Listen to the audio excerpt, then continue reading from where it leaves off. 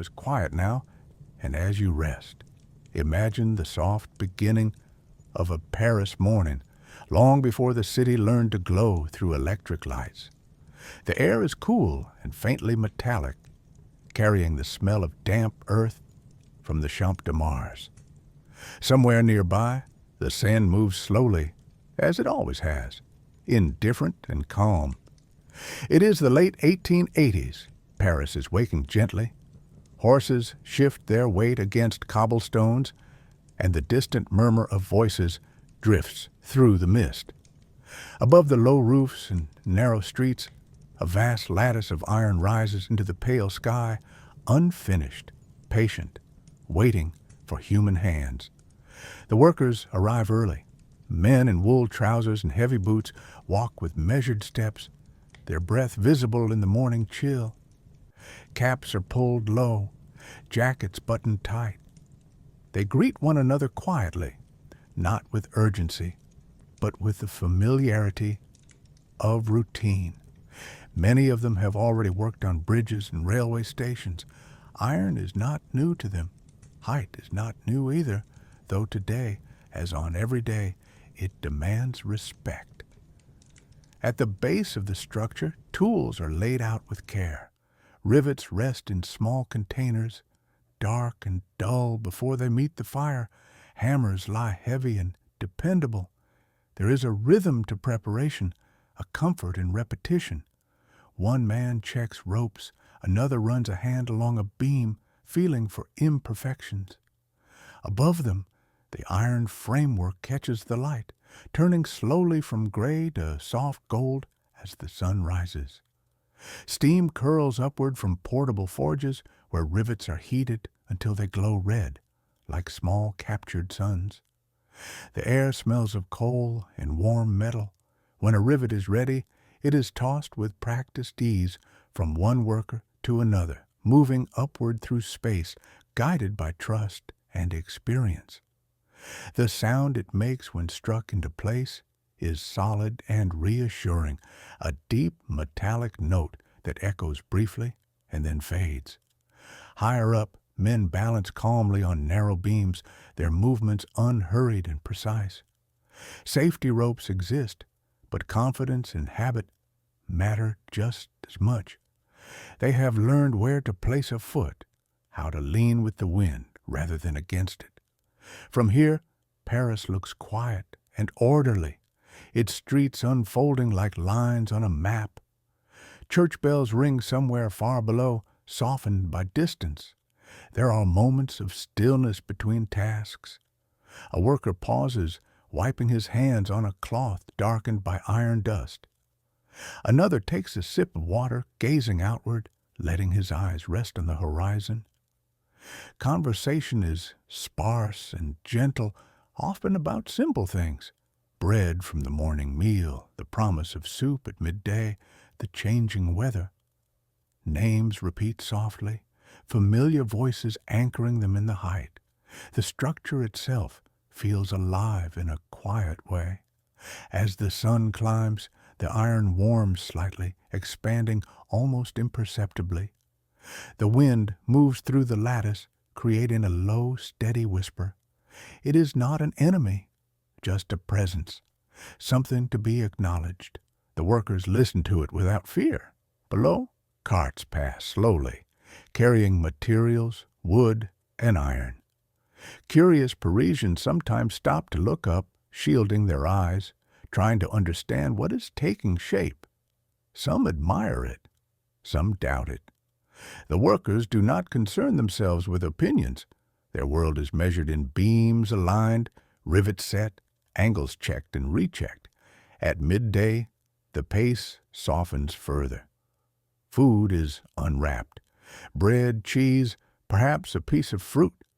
They sit where they can, sometimes impossibly high above the ground, legs dangling calmly in the open air. The city hums faintly beneath them. There is warmth now, and the smell of iron mingles with sunlight and fabric and dust. The work resumes slowly, steadily. No single man sees the entire structure completed, yet each knows his place within it. The plans come from the office of Gustave Eiffel, but the reality is shaped here by hands and patience day after day. Some say the tower will stand only briefly, built for the Exposition Universelle. Others believe it will remain. The workers listen, but do not debate. Their task is the present moment. As afternoon fades, shadows stretch across the iron, lengthening and softening its lines.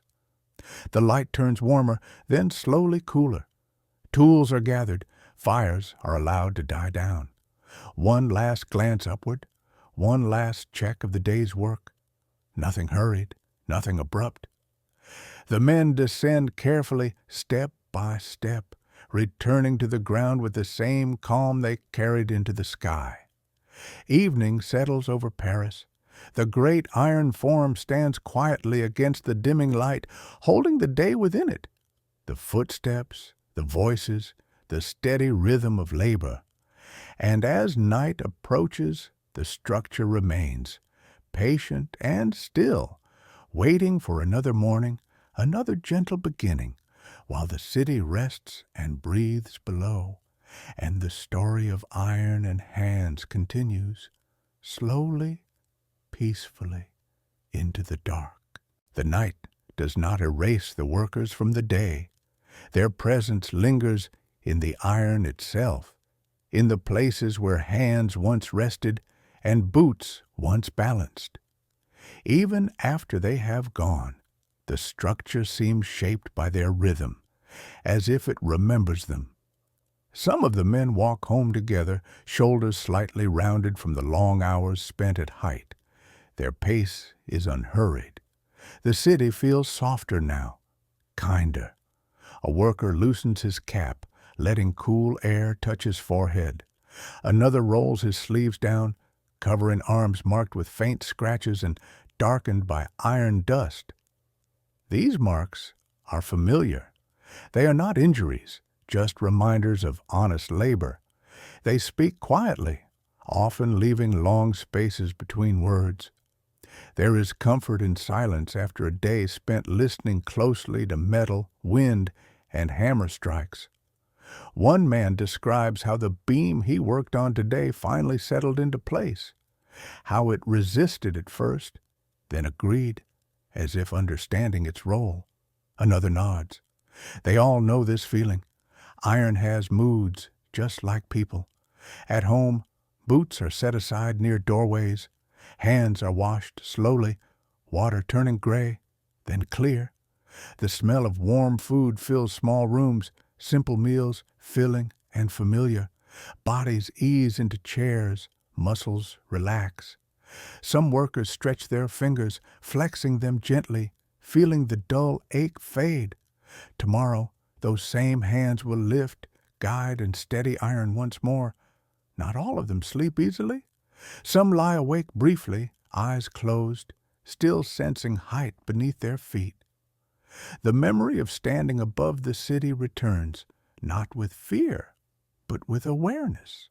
They remember how Paris looked from above, quiet and orderly, how the wind felt different there, cleaner somehow. These thoughts pass slowly like clouds before rest finally arrives. Back at the site, the tower stands alone, but it does not feel empty. Every level carries the memory of movement, boots crossing beams, voices calling softly, the brief laughter that sometimes slipped through concentration. The iron framework holds these moments without judgment, without hurry. The workers know the risks, they always have. Yet what stays with them is not danger, but trust. Trust in one another, trust in routine, trust in the knowledge built through years of working with bridges, stations, and rising structures. Each man depends on the others, not dramatically, but quietly, in small daily ways that matter more than words. They do not speak often of the future. Some have heard that the tower may stand only temporarily, built for the Exposition Universelle. Others suspect it will remain longer than planned. For the workers, this question carries little weight. What matters is the next rivet, the next beam, the next steady step. The plans come from the office of Gustave Eiffel, drawn with precision and care. But it is the workers who translate lines into reality, who give the structure its physical truth. Without speeches or recognition, they shape something that will outlast the sound of their own footsteps. As the night deepens over Paris, the tower cools further. A faint sound travels through the iron as it settles, a low, almost imperceptible sigh. It is the sound of work completed for the day, of effort released. Tomorrow will come gently, just as today did. The workers will return one by one, greeting each other with nods and familiar glances. Fires will be lit. Rivets will glow, and the calm rhythm of labor will begin again, steady and unbroken. For now, everything rests. The men, the city, and the rising iron form that holds their quiet dedication within it. If you like what you just heard, please subscribe to the channel and like the video, and let us know where you are watching from.